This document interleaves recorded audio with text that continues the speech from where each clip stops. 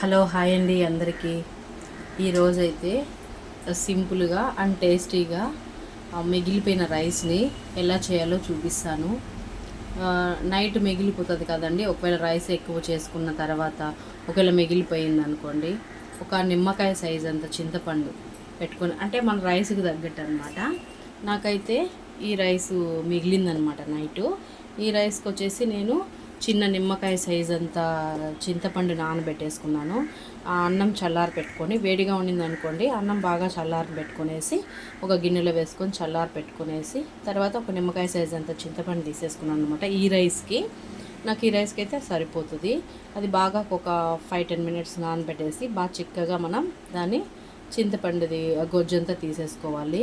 తీసుకున్న తర్వాత మనకు తగినంత ఉప్పు, అలాగే ఒక హాఫ్ స్పూన్ పసుపు పొడి వేసేసుకొనేసి ఆ చింతపండు రసం అంతా, అంటే నీళ్ళుగా కలుపుకోకుండా కొంచెం చిక్కగా కలుపుకోవాలన్నమాట. పులుసు అన్నంకి అయితే అప్పుడే టేస్ట్ అనేది బాగుంటుంది. నీళ్ళుగా కలుపుకోకూడదు, రైస్ అంతా చెమ్మ చెమ్మ అయిపోతుంది అనమాట. మనం చింతపండు చిక్కగా కలుపుకొనేసి ఆ గొజ్జంతా తీసుకునేసి ఆ పిప్పంతా పడేసి, అలాగే మనం పసుపు ఉప్పు మనకు సరిపడినంత వేసుకొనేసి ఇలా రైస్ అంతా కలిపి పెట్టేసుకునేయాలండి. మనం ఫ్రిడ్జ్లో కూడా పెట్టక్కర్లేదు, మనం బయటే కూడా పెట్టుకోవచ్చు, ఎందుకంటే పులుపు ఉంటుంది కాబట్టి అన్నం పాడైపోద్ది అనమాట. ఇదైతే నైట్ మిగిలిన అన్నము మనం పొద్దున్నే టిఫిన్కి కూడా ఇలా మనం పోపు పెట్టేసుకొని తినచ్చు అనమాట. ఇప్పుడు వచ్చేసి నైట్ కలిపి పెట్టేసాను నేను. ఇప్పుడు దీన్ని పోపు పెడతాను. చూడండి, టేస్ట్ అయితే సూపర్ ఉంటుంది. ఇలా ఒకసారి ట్రై చేసుకొని తిని చూడండి. ఇప్పుడు ఎలా చేయాలో నేను చూపిస్తాను. అన్నం కూడా చూడండి ఎంత పొడి పొడిగా ఉందో, అసలు చెమ్మ కూడా తాకదు చేతికైతే, చాలా బాగుంటుంది, పొడి పొడిగా కూడా ఉంటుంది. నేను ఇప్పుడు కలిపి చూపిస్తాను. ఇదైతే నైట్ కలిపి పెట్టేశాను అనమాట. ఇప్పుడు పోపు పెట్టేసుకుందాం.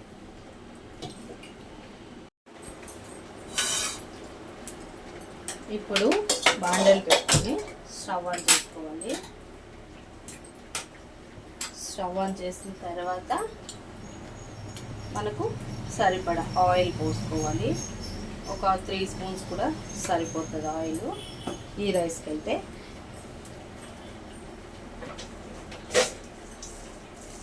ఇప్పుడు ఆయిల్ హీట్ అయ్యాక కాస్త ఆవాలు,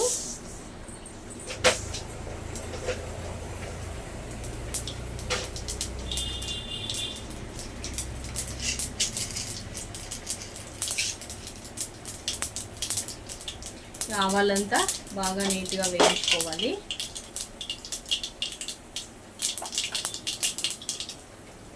వేయించుకున్న తర్వాత పచ్చిశనగపప్పు కాస్తంత,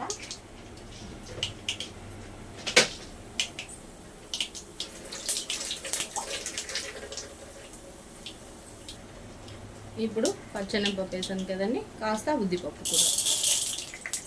ఇప్పుడు ఈ రెండు బాగా కలుపుకోవాలి,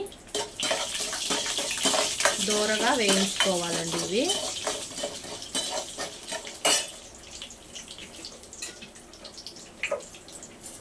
ఇది నైట్ కలిపి పెట్టుకున్నందువల్ల ఏమవుతుందంటే, మనం పొద్దున్నే మనం టిఫిన్ బదులు ఇలా మనం పోపు పెట్టేసుకొని మనం టిఫిన్ లాగా తినేయచ్చండి. టిఫిన్ బదులు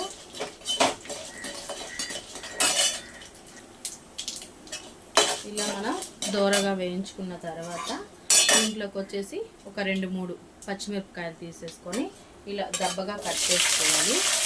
అవి కూడా 1 నిమిషం అలా వేయించేసుకోవాలి. అందులోకి కాస్త కరివేపాకు,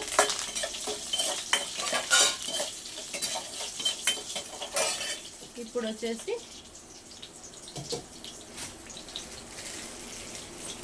కాస్తంత పల్లీలు, మన ఇష్టం, మనకి ఎన్ని కావాలో అన్ని పల్లీలు వేసుకోవచ్చు.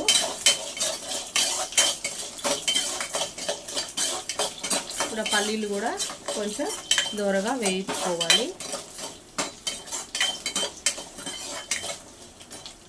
ఇలా ఒకసారి చేసుకొని తిని చూడండి, టేస్ట్ అయితే సూపర్ ఉంటుంది. మనం మామూలుగా పులుసు అన్నం అంటే మనం మామూలుగా అది చేసేసుకుంటాము, ఇది కూడా పులుసు అన్నమే, కానీ ఇలా రాత్రిలో కలిపి పెట్టుకునేసి పొద్దున్నే వేయించుకొని తిని చూడండి, చాలా బాగుంటుంది. మనకు కారానికి సరిపడా పచ్చిమిరపకాయలు అయితే మనం వేసుకోవచ్చు.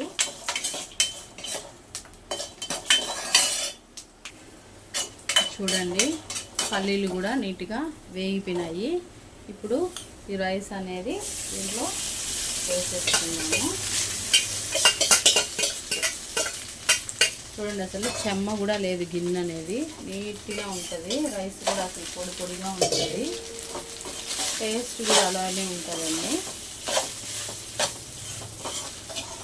ఇలా మనం పగులు కూడా నైట్ అన్నమే కలిపి పెట్టుకోవాలని కాదు, మనం మామూలుగా కూడా రైస్ మిగిలినప్పుడు లేదా ఇంకా కూరలు అట్లా ఏం లేనప్పుడు కూడా మనం ఇలా కలుపుకొని తినచ్చు. టేస్ట్ బాగుంటుంది, పుల్ల పుల్లగా. అసలు ఈ పచ్చిమిర్చి కారంగా టేస్ట్ అనేది చాలా ఉంటుంది అన్నమాట.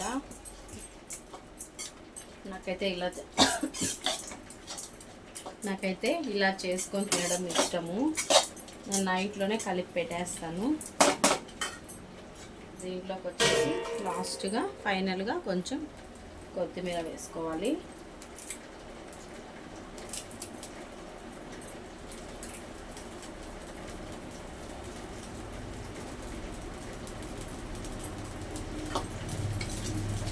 మొత్తం మిక్స్ చేసుకొనేసి ఒక 2-3 మినిట్స్ వచ్చేసి హీట్లో ఉంచుకోవాలి.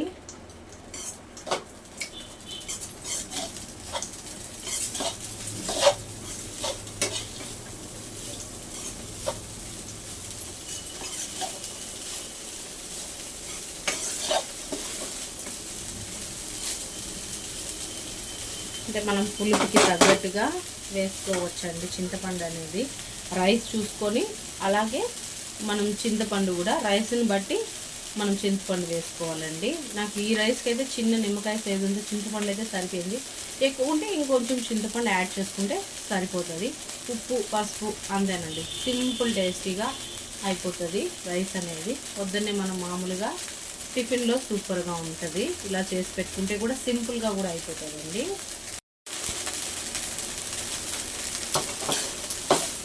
కొంచెం రైస్ అయితే హీట్ అయ్యాక మనం స్టవ్ ఆఫ్ చేసుకోవాలి.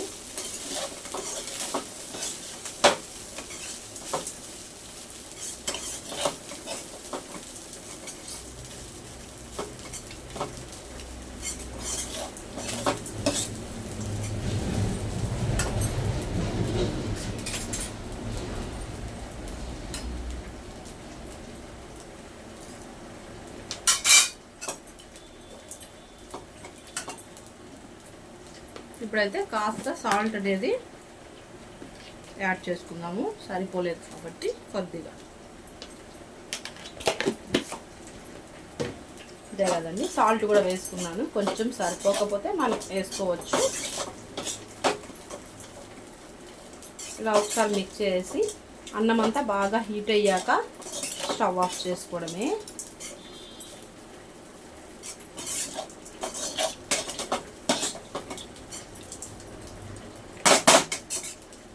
పుల్లగా రైస్ అండ్ ఈ పప్పులు అన్నీ చాలా బాగుంటుందండి.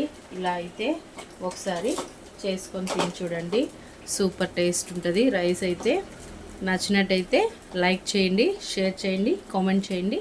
అలాగే మన ఛానల్ని సబ్స్క్రైబ్ కూడా చేసుకోండి. బాయ్ అండి.